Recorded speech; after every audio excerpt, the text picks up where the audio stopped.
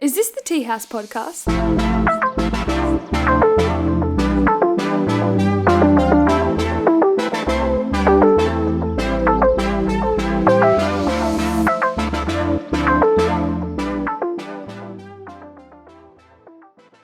Teabaggers, thank you once again for joining us for episode 31 of the Teahouse podcast.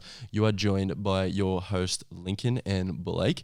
And feel free to follow us on all social media. We always push it because we like that. We like pushing out a bit of socials, mate. We don't always push it. No, we don't. We need to do it more. That's why we're doing it. Yeah. So be sure to follow us on YouTube, Spotify, Apple Podcasts. We appreciate the review on Apple Podcasts. TikTok, it's a kind of our biggest thing going at the moment. Which it's our bread and butter at the moment. Our bread and butter.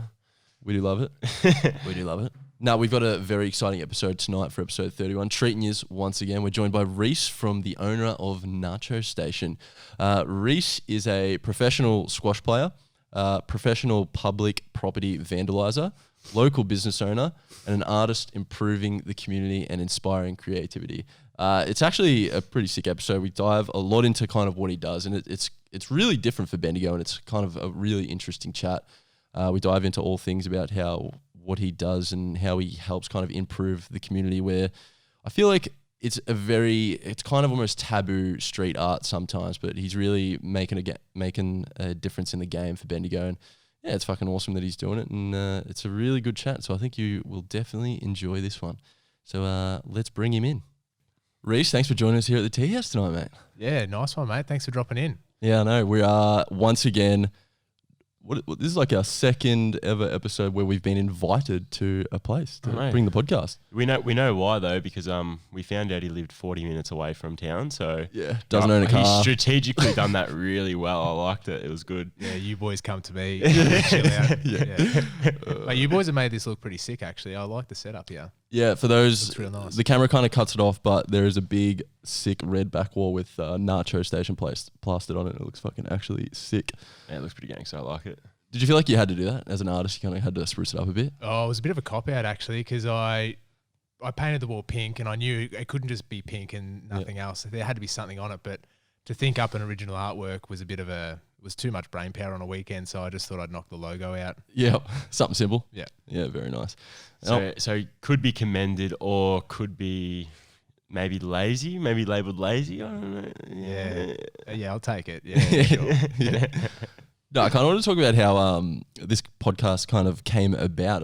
It's kind of random in a way, because you reached out to us and was like, boys, do you want to do some bit of funky artwork kind of thing? And I was like, send it to Blake. Like, me and Blake seen it, and we're like, this is that random but like fucking awesome at the same time, because we don't really know many artists. We talked about this with you. We don't really know many like artists personally, do we?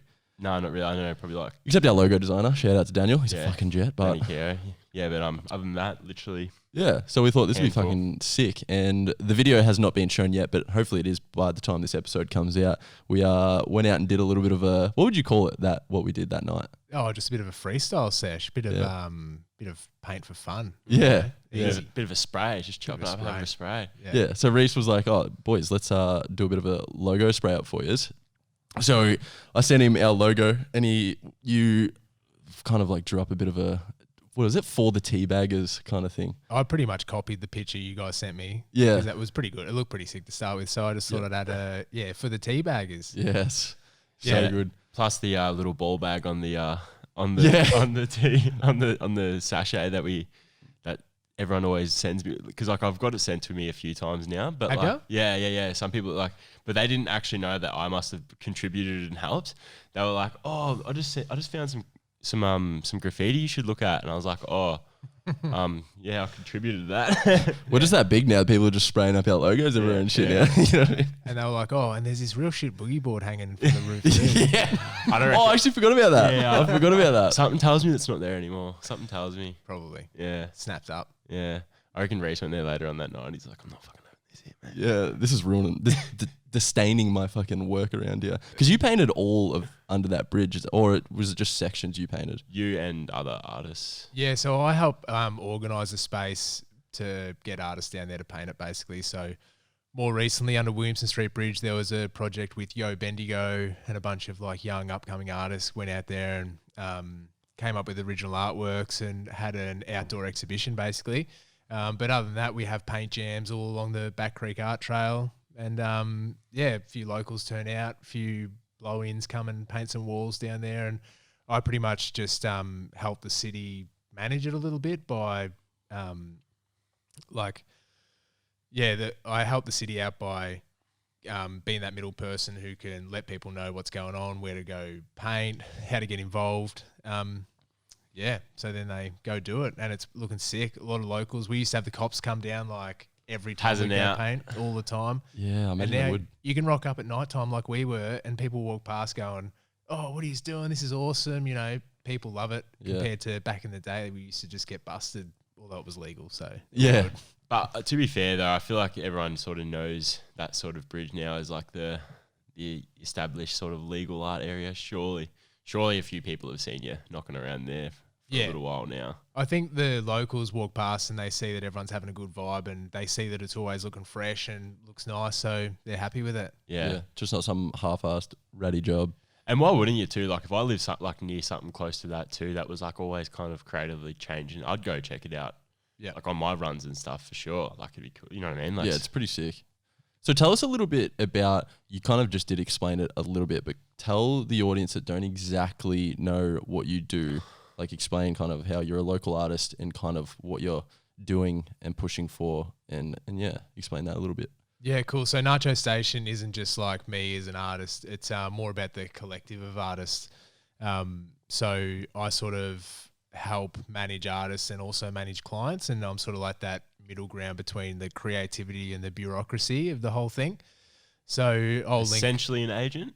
Yeah, I guess so. Yeah, I guess you could call it that way. Yeah, make it sound real Special agent. real professional. My background coming into it is like as a more of a muralist, I guess, a graphic designer and a muralist more than a street artist or a graffiti writer. So I sort of understand how projects come together, and I can kind of help artists who don't know about that kind of stuff get new jobs. And also working with artists can be like a bit challenging, you know, like they can be a rare breed, and that's artists of all kinds, man. Like, Yeah. 100%, I completely agree. two artists sitting across from me, two rare breeds. Oh yeah, the rarest. You got to think different, don't you? You have to be different to the norm. Exactly. Yeah. And so some like the corporates or venue owners and shit, they can shy away from that, and it can be a bit scary for them. So I kind of step in and help both parties pull off public art and murals and street art projects, all kinds of stuff.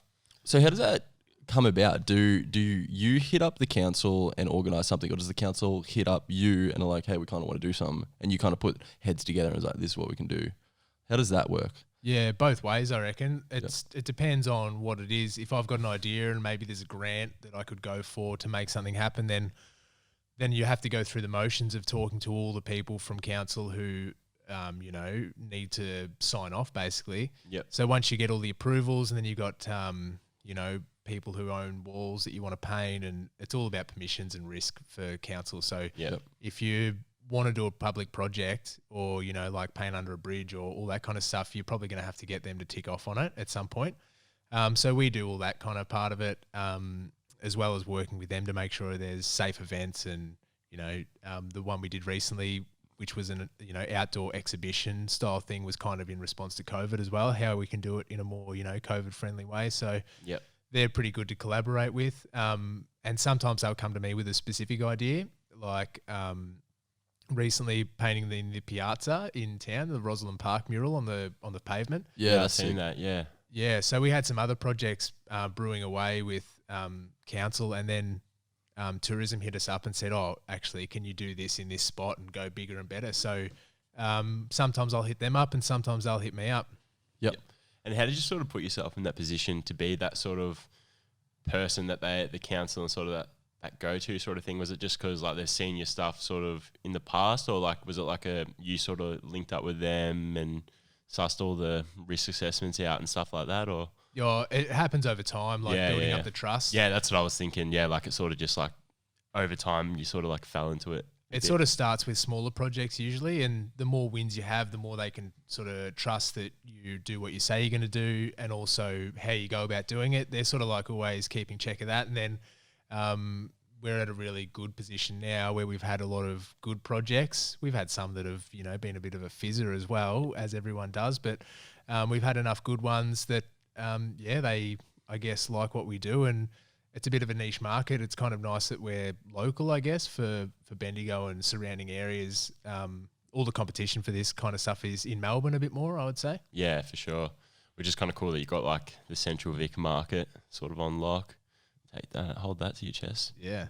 Have you ever run into any issues with the council? I know I've spoken with artists before that have run into issues with like the council. They can be very, very strict on certain things.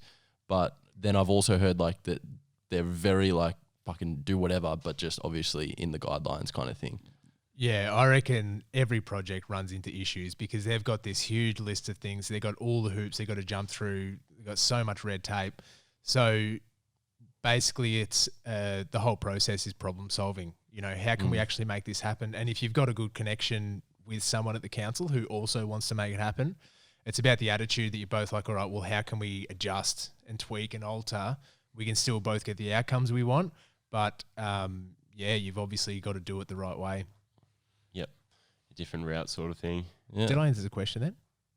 Yeah, I think so. Okay. Yeah. No, you did. It was more like, I asked like, have you ever run into any issues and stuff? But it is about finding that middle ground between you both. Yeah, 100%. Depends on your attitude.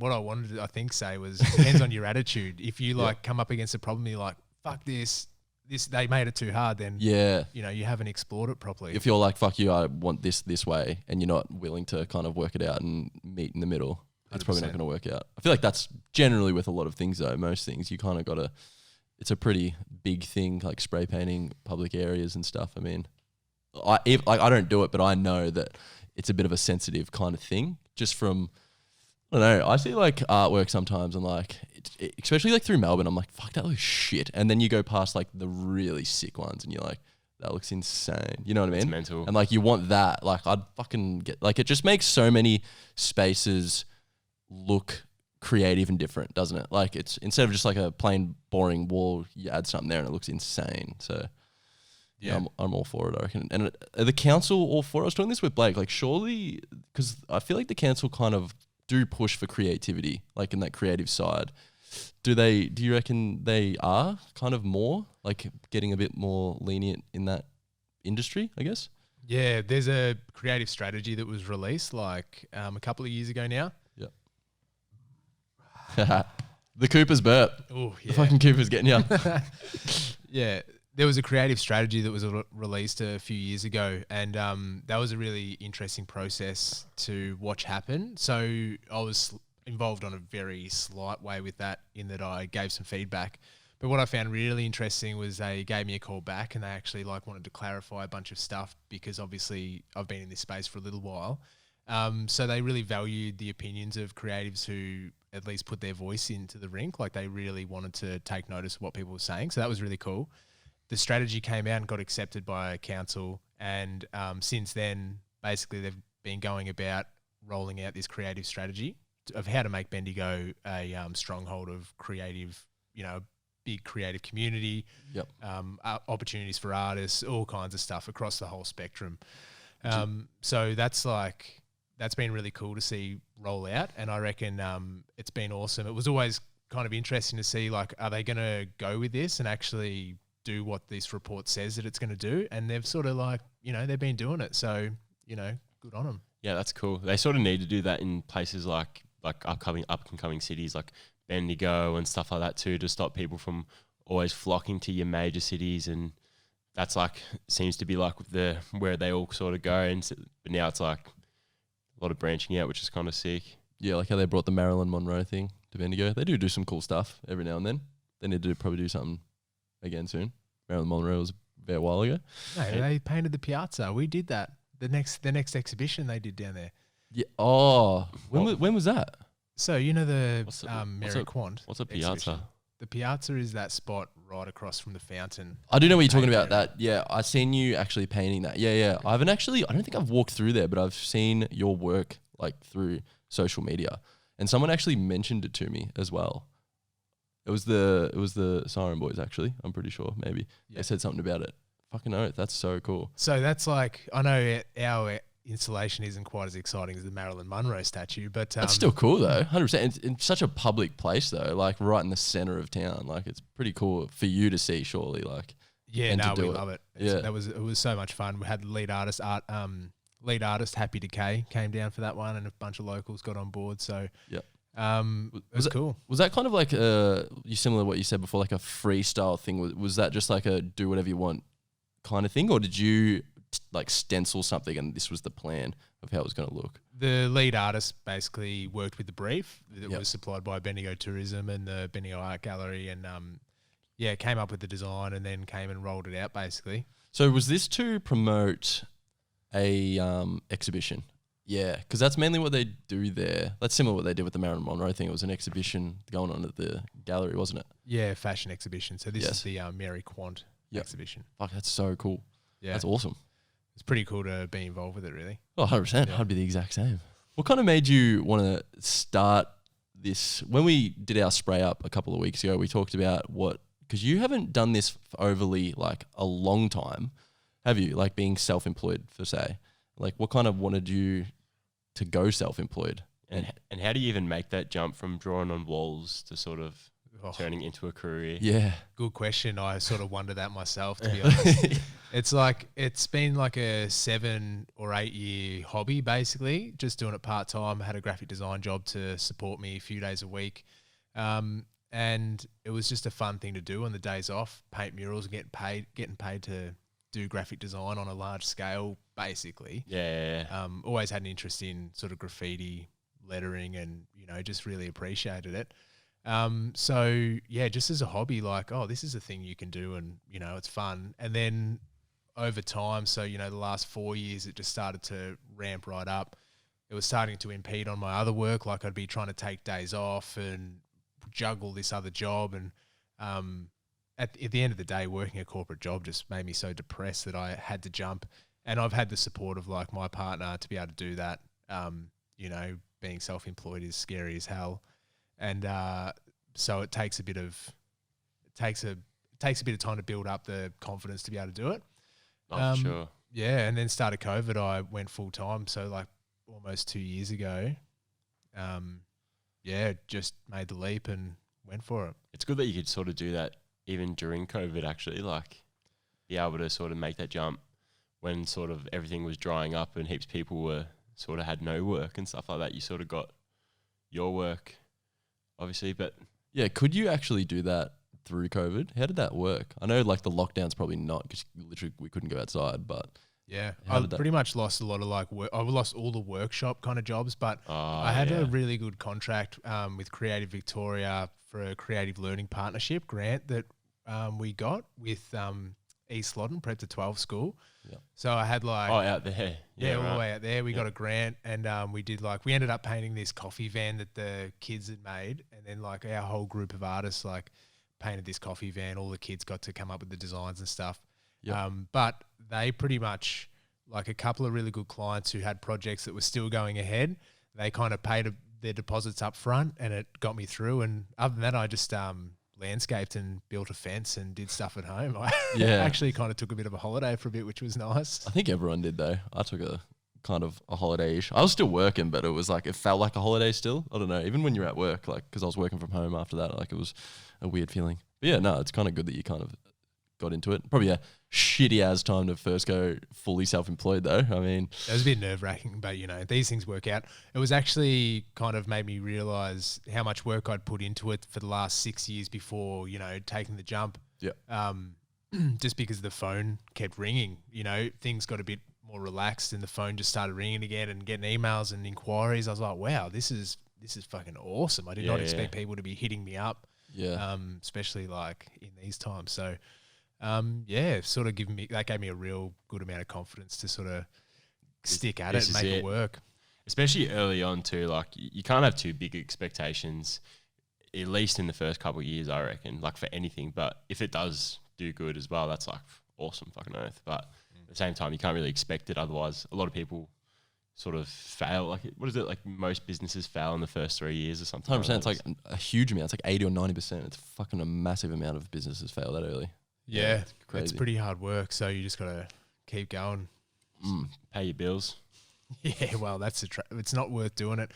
But the good bit of advice I heard one time was if it's if you're not making money from it, if it's not paying the bills, it's a hobby. You know, if it's paying the bills and you're making an income, then it's work. But you kind of got to decide: is it a hobby or is it work? Yeah. Yeah. It's actually very good way to look at Is it. it enough to cover it? Like, it can't be just like a side little hustle. I wouldn't really say it's a job then, or a career. So whatever we just said. Whatever the fuck we were just talking about there. Oh God. So you were talking about, do you work alone much, or are you generally, because you don't employ anyone to you, do you? You just, if it's needed, approach other artists to work that job in particular? Is that how Nacho Station kind of works? Yeah, so we basically contract artists in for the job. Contract, yeah. Yeah. So basically just find if a client comes in and says, I want, X, Y, Z, I want pop art, or maybe they want an organic feature wall that looks like trees, or, whatever. There's some weird requests out there. I've heard one person wanted a pigeon. They raise pigeons, so they wanted a pigeon mural on the back of their pigeon shed. Oh, yeah. True, that's actually so good. Never got around to painting it, but Oh, why? Just thought they were a bit weird for wanting a pigeon. Hey, you said it. You said.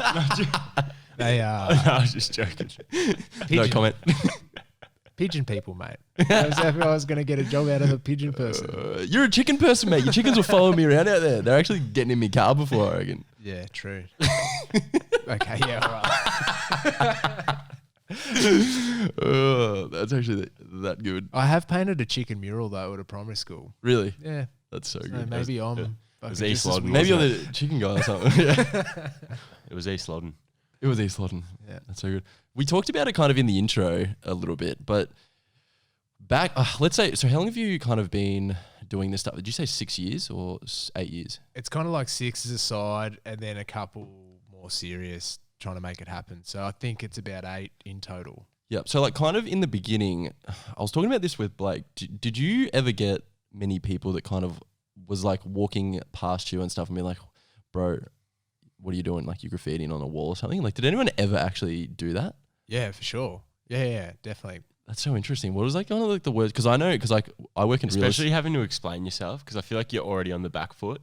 Yeah, you know what I mean? You already feel like you're guilty in a way. Yeah, because I work in real estate and I fly drones all the time in like rural streets and stuff. And like fucking people come out all the time and like, oh, what are you doing? I hope you're not flying that drone over my property and all this shit. And I'm like, why the fuck would I be flying a drone over your property across the road from your house so you can see me? Like, why would I do that? Well, you can imagine if I rocked up and started tagging their fence, how they'd come out, what they'd say. Yeah. It's like, it's a bit divisive. It's a bit more taboo, So at first down there, like people would come down and be like, oh, yeah, are you allowed to be doing this? And, I don't know about this. I'll bloody call the cops or something. Yeah. Yeah, 100%. I imagine that would happen all the time. Surely. People policing people policing each other, making sure they're doing the right thing. Yeah. Like, oh, thanks a lot, mate. I'm just here painting a picture. How offensive can this possibly be to you? Yeah. But maybe they're scared of it spilling out onto their fence because they live near the area. I don't know. That could be right. But over time, that sort of changed. Would you say that public art / graffiti has a bad rep in a way? Or back then more? I wouldn't say public art. No, but like that's what I don't know how like to kind of categorize it. I feel like people just wouldn't been able to distinguish the difference at the Yeah, time. exactly. That's what I kind of mean. Do you reckon like that's why people said stuff because it had that bad reputation where like, oh, they were just fucking tagging and shit. Like they don't, back then they kind of didn't see it as much around like that really pretty drawings and artwork that is now. You know what I mean? Yeah, for sure. I feel like stuff like the Silo Art Trail, these huge commissions in the city, proper, really well done commissions throughout Bendigo and other towns, it's what people come to expect as like, oh no, this is actually a thing now. Whereas maybe a few years ago, it was sort of less common for people to be painting on the streets, especially in somewhere like Bendigo. But that's kind of the awareness has risen on a more broader sense. I don't know. I think like street art and public art gets a bad rep with your graffiti kind of guys, but then your graffiti guys get a bad rep with the general public because they don't understand it. It's not for them. It's for it's for other writers. Yeah.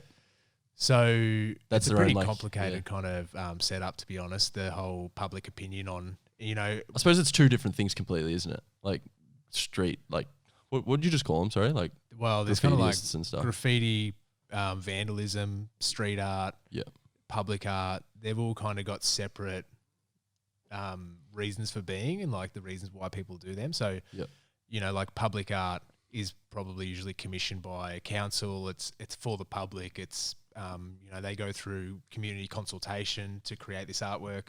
Yep. Street art is like maybe less commissioned. It might be commissioned, it might not be, but it's more about, beautifying these areas and an artist doing their thing, and they're not necessarily graffiti or spray painters or whatever. It could be any kind of art going up on a wall. That's like street art.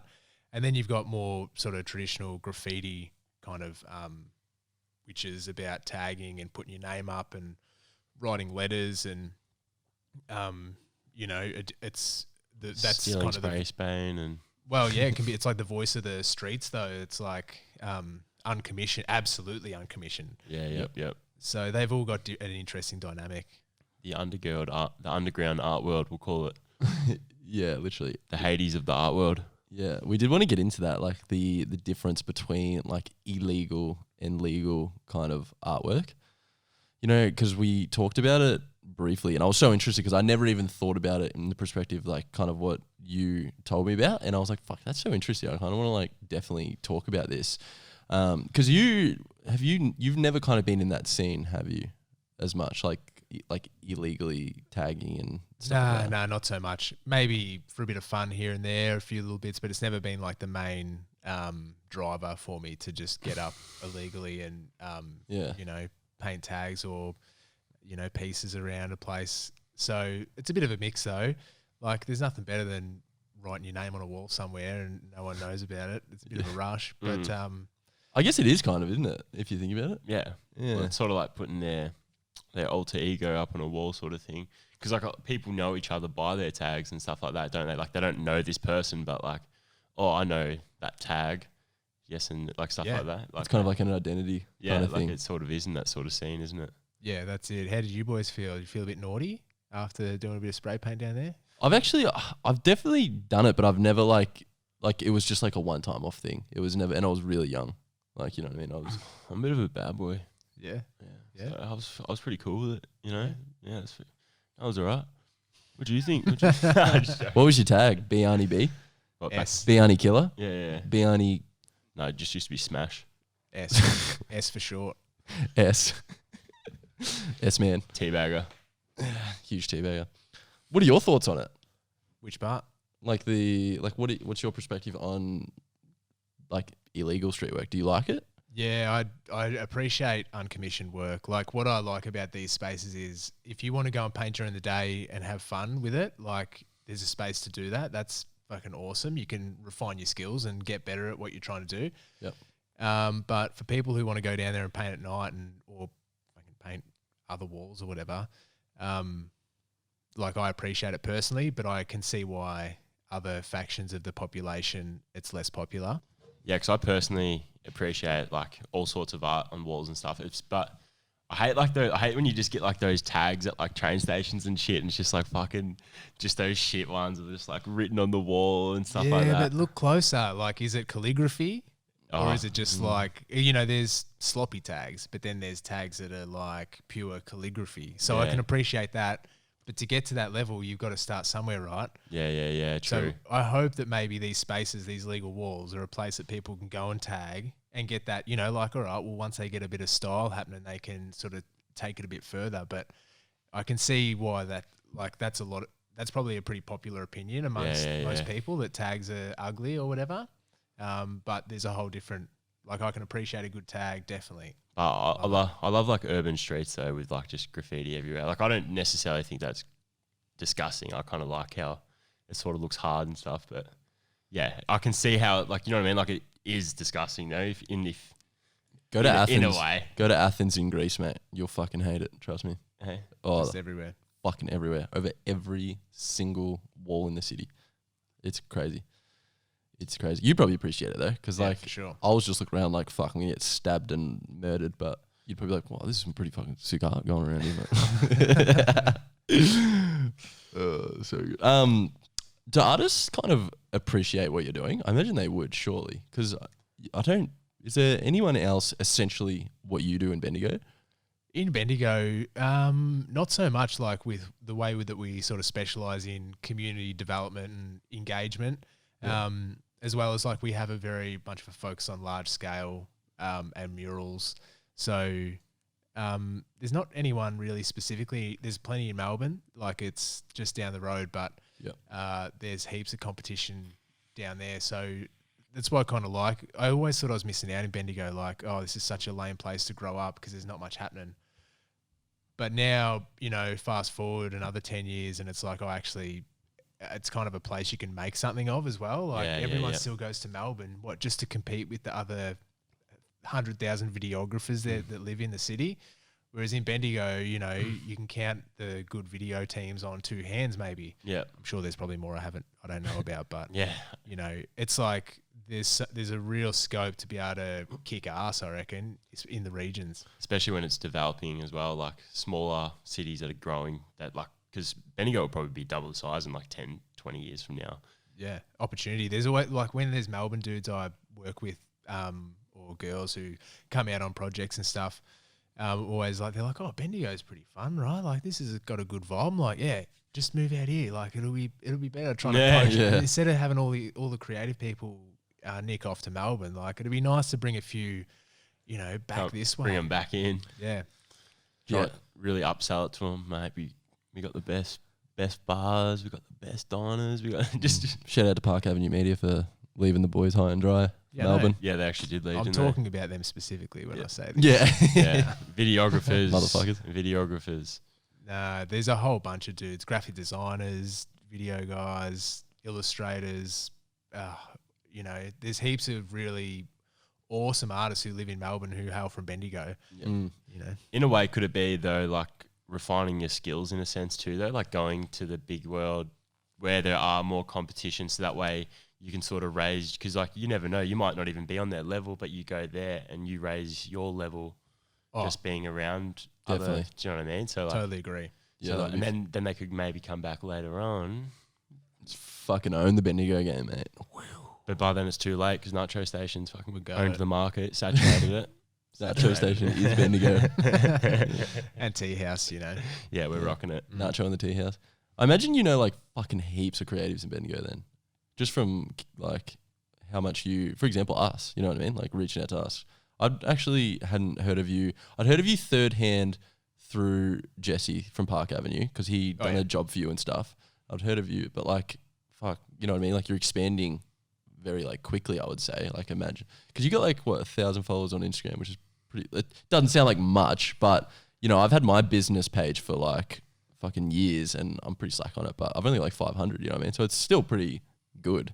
Instagram, yeah, it's a funny beast. I probably just don't run it. I'm too old now to run it properly. You know, out of touch. But I actually get most of my inquiries through my website, which is probably unheard of compared to a lot of artists who, you know, Instagram just kills it for them. Yep. I don't know exactly why. Just like, you know, they come through the website. Maybe it works better in Google. Do you find people find you by word of mouth mostly now? Well, yeah, that's the thing too. Yeah. It's definitely about the connections I've spent years sort of developing. They sort of like come into fruition and they evolve, and then every job leads to a potential another 2 jobs. So 100%. I find that so strange because I'm the exact same. Like I used to advertise so much when I first started my business because like that's what it was all about. You know what I mean? Just fucking getting your name out there. And now, like I just said before, I'm very slack at like advertising for my business, but just like over years and years of like doing it, similar to what you do, it kind of has come to me a lot more, which is so fucking awesome. It feels good, doesn't it? You know, when like work is coming to you for once and you're like, fuck, it means I've actually done something good. Yeah, that's like, it takes a lot of years of chasing and trying to make it happen and going hard for that to then happen. Like if the phone's not ringing, you got to be out there talking to people, make meetings, you know, just trying to make shit happen, or make creative stuff for the fun of it, like just for yourself. Like, it comes around in the end. Yeah. What would you say like is the most rewarding part about like your job and stuff? Like, is it seeing like the reactions of like the people, the client, yourself, just seeing it, like the finished product at the end? Like, what to use, sort of like what makes the icing on the cake a bit better, a bit sweeter. Yeah, there's a couple of there's a couple of things along the whole process that kind of get me quite excited. So initially, at the very start of it, there's nothing. There's a wall there. There's no idea. There's no funding for it. It's just a wall. Yep. You know, but then what are you going to make of that? And how are we going to get it funded? And who needs to approve it? There's all these things that need to line up before you can even make something happen. Or maybe someone else has done all that work for you and it just lands in your lap as a job. That's always the best. But it's kind of like the thing that gets me excited at that stage is coming up with my own ideas, like Problem solving sort of thing, like troubleshooting even. or just making up an idea and then going out and making it happen. So like these underpasses, for example, it's like, oh, I wish there was legal walls for Bendigo to paint. And so what am I going to do about it? All right, well, I got a grant with, Bike Bendigo in collaboration with the city, and that was the first thing we did legally down there ever. And then from there, it's like years of just making shit happen, and all of a sudden it's come alive. So same with a lot of walls around Bendigo that we've been involved with or painted. Like it started off as no one had an idea to paint this thing. We've just come up with it, and you go out and make it happen. So that, like, I find that really cool. Yep. Just to make shit up and then do it.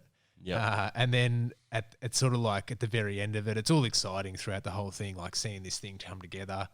But then it's standing back and just being like, whoa, like that's Let's make that happen. We did that. It happened, and like there's people coming past and appreciating it and going, oh wow, and especially when they don't know you're the one who's put it together, and they walk past and you hear them out of your corner of your ear and you're like, they're just like frothing over it. Oh, this is so good. Like, oh, I love this bit. I love that. Yep. And so that's like a super. And that's when Reece pipes in. Yeah, it was me that done it. It was me. Oh yeah. For sure. Yeah. Yeah, I wanted to kind of dive into that similar, like, because you are very community based. Like, obviously, you work with the community a lot. With the council, essentially, is the community. Like, how is that kind of to you? Like, what made you kind of want to do that? Because essentially, it is helping the community in a way. Like, it's adding all this extra art and stuff. So, what kind of made you want to not just work for yourself and just do these random little things? What kind of made you want to build that community? Yeah. And involving other artists as well, kind of thing. Yeah, I think a huge reason for that is that wanting to live in Bendigo and continue living in Bendigo, there's only so many walls that I could paint as an individual. Yep. And so it's like, oh, well, I can't just keep on. And also, I don't really have a style. Like I'm not an illustrator who's studied illustration, has this like awesome style or self-taught or anything. It's like I've got a bit more of a graphic design background where I can mix and match and just make it. You know, I can deliver on a brief in a bunch of different styles, but I don't really have that. You're not a perfectionist you're not a specialist, sorry. Yeah. Yeah, definitely not a specialist in a certain thing. So my thing is more just about making those big projects happen and having the right people on board. And then answering the part about being involved with the community, I think living regionally, I sort of felt like I missed out on the whole Melbourne thing, you know, like I didn't get to, like I should have gone and studied there or something or, lived it up in the city a bit more, but it didn't happen. But now it's about giving opportunities to other creatives in Bendigo to maybe do something they haven't done before, whether it's a street art workshop or whether it's appreciating new art or especially like it's awesome working with people like Yo Bendigo because they've got a handful of young artists who want to just have fun and experiment, and you get to sort of help facilitate that. And so that's a real winner for me, giving back to the local creative community. So, and it's kind of cool. Like there's things for people to do now if you're a creative, like. Yeah. 100%. Like if you want, you can just go splash up something here or there. Just got to go talk to Reece or James, from Nacho Station. And or random bearded guy, I think. That's what we introduced you as, wasn't it? Yeah, that's right. It actually is. I was listening to it the other night and I was like, I actually said that. That's so good. It was the best too because it was like off a 5-minute conversation. Said that. I was like, yes. Yeah, literally just met. That was good. Where do you kind of see yourself going with Nacho Station in like the end game, or like where do you want to see yourself continuously going? Yeah, that's good question. That's real tricky. It's always been a bit of an evolution. Like I kind of feel lucky to land in this and have built this up without really knowing where it was going. But I guess the idea is to be deliver projects throughout regional Australia, and with a real community focus, and especially the creative communities. Like, let's just say some of the silo projects that are happening out through the Wimmera, Mallee, and up towards Adelaide. Are those artists who are flying in and doing these big murals, are they actually engaging with the creative community or the general population, or the people who live there and have to live with that and live in this completely isolated area? Are they even asking it if they like it, or I know what you mean, like actually engaging with the people around, sort of thing. Ask if they would like to maybe do one eventually or something like that. Yeah, well, I guess they're brought in because they're the specialists, right? But they've got this like super special talent that other creative people will have never met or witnessed or had a chance to network with. So I guess just making the artists really available to the community is like kind of what I see as a way that it could be improved with public art projects. So especially in regional areas, I really don't like the idea of an artist flying in, doing a big thing, and then flying out and taking their money with them.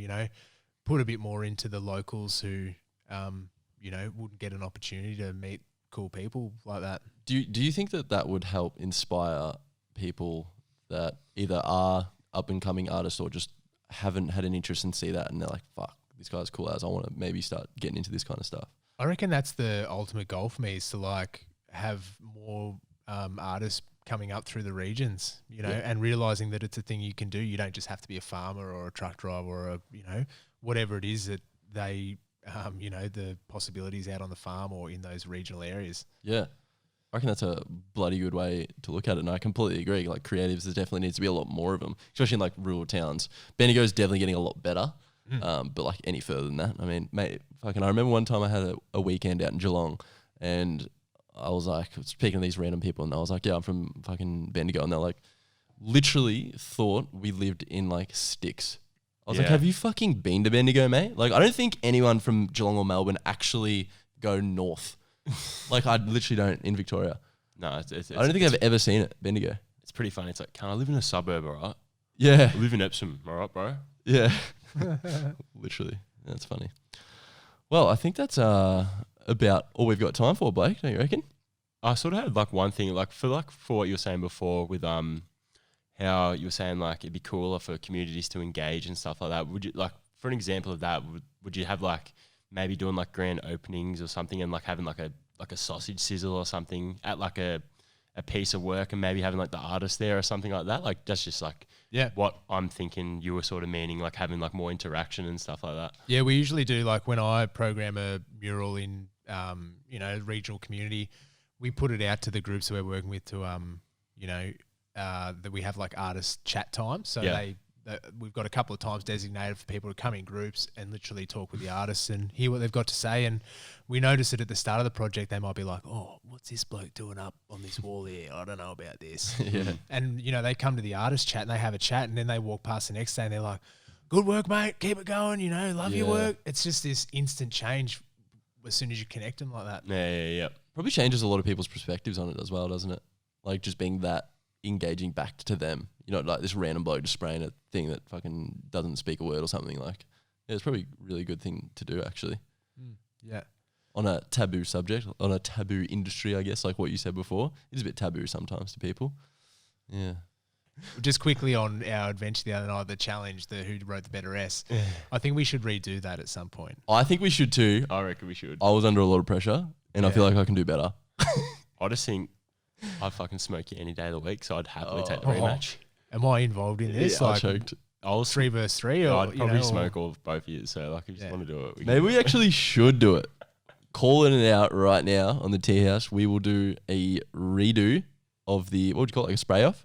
Yeah, spray off. Spray off. Should we make like a different picture? Like, let's. I'm gonna bring the challenge. Yeah. Oh, you're gonna bring the challenge. You bring the challenge. Yeah, you bring the challenge. Fuck yeah, that could be good. It's gonna be like a fucking realistic fucking portrait photo of like his mum or something. Like, you know what I mean? Like, it's like real something hard or something. Nice farmland. Yeah. All right, boys. Well, I really appreciate it. I got to take a piss now. I'm so bad. I'm shaking. Yeah, that's been busting this whole time.